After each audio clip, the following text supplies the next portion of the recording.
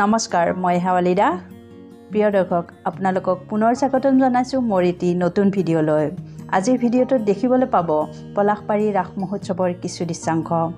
পলাশবাৰী ৰাস মহোৎসৱত বিভিন্ন অঞ্চলৰ পৰা মানুহ আহি লোকে লোকাৰণ্য হৈ পৰে। আপোনালোকেও ভিডিঅ'টো চাই নিশ্চয় অভিভূত হৈ পৰিব। আহকচোন ভিডিঅ'টো পিনে আগবাঢ়োঁ।